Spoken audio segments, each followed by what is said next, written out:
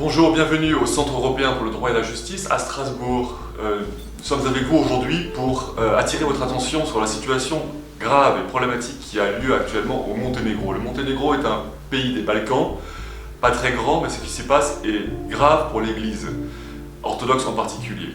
Je suis ici avec Miroje Jovanovic, qui est l'avocat d'un député du Monténégro, membre du Conseil de l'Europe à Strasbourg.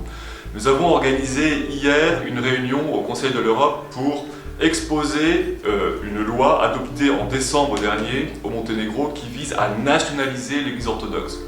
Le régime en place au Monténégro est un régime héritier directement du communisme.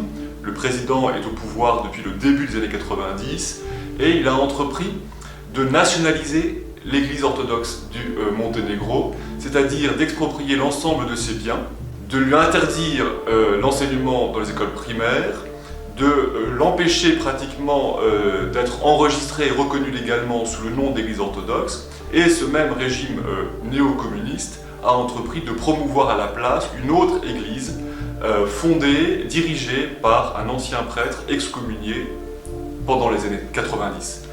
Autant dire une église factice. Donc la situation est grave au Monténégro, il y a des dizaines de milliers de personnes qui manifestent 2 fois par semaine et il commence en plus à y avoir des répressions. La situation aujourd'hui s'est empirée parce que le député qui nous a invités hier à venir parler au Conseil de l'Europe, eh bien, non seulement il a été empêché de venir à Strasbourg alors même qu'il est membre du Conseil de l'Europe parce que le gouvernement du Monténégro lui a retiré son passeport, mais en plus ce matin, sa mère, qui est âgée, et son frère ont été violemment arrêtés à leur domicile.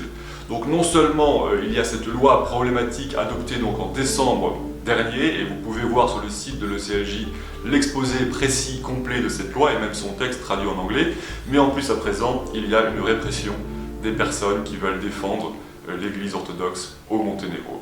Donc s'il vous plaît, regardez ce qui se passe dans ce pays.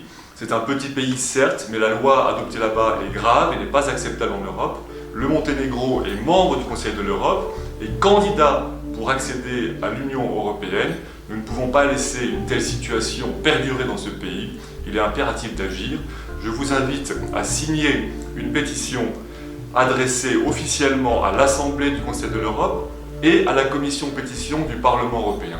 Par cette pétition, joignez-vous à nous pour demander officiellement à ces assemblées d'agir auprès du gouvernement du Monténégro, de faire des réunions, des résolutions, de s'exprimer publiquement. Il faut agir par tous les moyens possibles.